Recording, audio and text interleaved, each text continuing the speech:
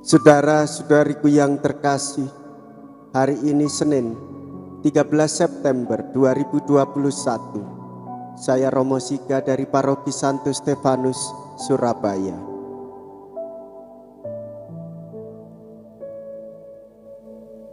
Dalam nama Bapa dan Putra dan Roh Kudus, amin. Hari ini kita merayakan peringatan wajib Santo Yohanes Chrysostomus. Santo Yohanes Chrysostomus mengatakan, jika Kristus besertaku, kepada siapakah aku harus takut? Mea culpa, mea culpa, mea maxima culpa. Yohanes Chrysostomus dilahirkan di Antioquia sekitar tahun 344. Ayahnya meninggal ketika ia masih bayi. Ibunya memilih untuk tidak menikah lagi. Ia mencurahkan seluruh perhatiannya untuk membesarkan putra dan putrinya. Yohanes sangat disenangi oleh banyak orang. Ketika ia bercerita, semua orang senang mendengarkannya. Chrysostomus berarti bermulut emas.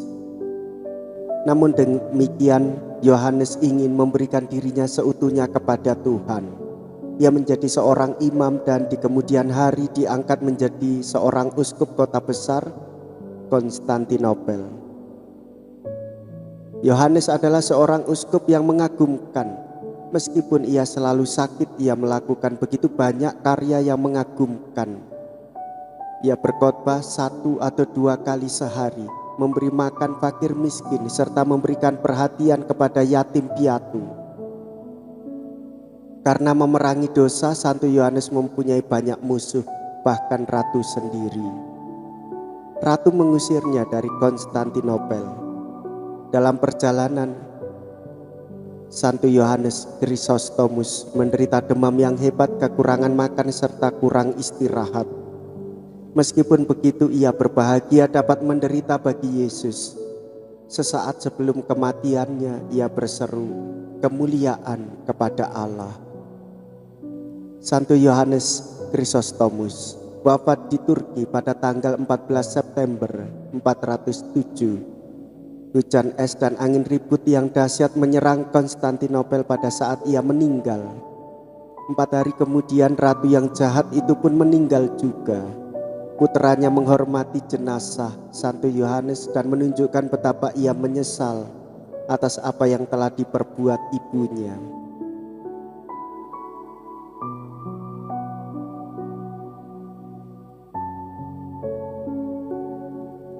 Marilah kita berdoa. Allah Bapa keteguhan umat, Engkau telah meneguhkan dan menganugerahkan kefasihan lidah kepada uskupmu Santo Yohanes Chrysostomus dan menguatkannya ketika dianiaya. Semoga kami dibimbing oleh pengajarannya dan dikuatkan oleh contoh ketabahan hatinya. Dengan pengantaraan Yesus Kristus Putramu Tuhan kami, yang bersama dengan Dikau dan Roh Kudus, hidup dan berkuasa Allah sepanjang segala masa. Amin. Tuhan bersamamu dan bersama rohmu. Inilah Injil suci menurut Lukas. Dimuliakanlah Tuhan. Lukas bab 7 ayat 1 sampai dengan 10. Pada suatu ketika, setelah mengakhiri pengajarannya kepada orang banyak, masuklah Yesus ke Kapernaum. Di situ ada seorang perwira yang mempunyai seorang hamba yang amat ia hargai. Hamba itu sedang sakit keras dan hampir mati. Ketika mendengar tentang Yesus, ia menyuruh beberapa orang tua-tua Yahudi kepadanya untuk meminta agar ia datang dan menyembuhkan hambanya. Mereka datang kepada Yesus dan dengan sangat memohon pertolongannya. Katanya, sudah selayaknya Engkau menolong dia, sebab ia mengasihi bangsa kita, dan dialah yang menanggung pembangunan rumah ibadat kami. Maka pergilah Yesus bersama mereka. Ketika Yesus tidak jauh lagi dari rumahnya, perwira itu menyuruh beberapa sahabatnya mengatakan kepada Yesus, Tuhan, janganlah bersusah-susah, sebab aku merasa tidak layak menerima Tuhan dalam rumahku. Sebab itu aku juga merasa tidak pantas datang sendiri mendapatkan Tuhan. Tetapi katakanlah sepatah kata saja, maka hambaku akan sembuh. Sebab aku pun seorang bawahan, dan di bawahku ada pula prajurit. Jika aku berkata kepada salah seorang pergi, maka ia pergi, atau kepada yang lain datanglah, maka ia datang. Dan jika aku berkata kepada hambaku kerjakanlah ini, maka ia pun mengerjakannya. Mendengar itu heranlah Yesus akan dia. Sambil berpaling kepada orang banyak yang mengikutinya, Yesus berkata, Aku berkata kepadamu, di Israel pun iman sebesar itu belum pernah kujumpai. Setelah orang-orang suruhan itu kembali ke rumah, mereka mendapati hamba yang sakit itu sudah sehat kembali.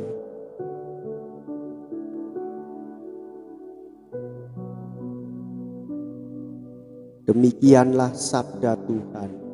Terpujilah Kristus. Saudara-saudariku yang terkasih, kita mengetahui bersama bahwa orang Yahudi tidak diperbolehkan bertemu dengan orang asing. Orang Yahudi tidak diperkenankan untuk datang ke tempat bangsa asing.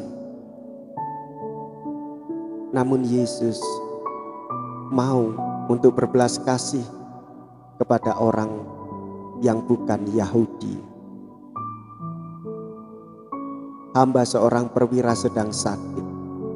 Tuhan Yesus hendak datang menyembuhkannya. Namun ia belum sampai di tempatnya, ia menyembuhkan jarak jauh. Dan hamba perwira itu pun sembuh. Yesus sungguh menghormati hukum dan menyembuhkan hamba perwira itu dari jauh, setelah menyatakan kagum akan kepercayaan perwira itu. Betapa besar iman dari seorang perwira itu untuk kesembuhan hambanya. Dan rumusan ini pun juga dipakai di dalam perayaan Ekaristi. Ya Tuhan, bersabdalah saja maka aku akan sembuh.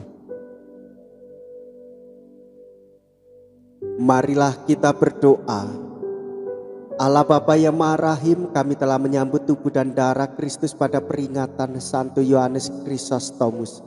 Semoga sakramen ini memperteguh kami dalam cinta kasih-Mu, serta menjadikan kami saksi-saksi setia-Mu di dalam menjalankan Injil-Mu dengan pengantaraan Kristus Tuhan kami.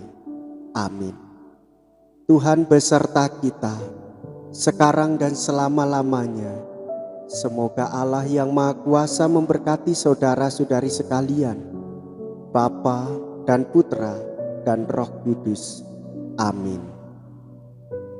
Saudara-saudariku yang terkasih, pergilah, ibadat sabda sudah selesai. Syukur kepada Allah.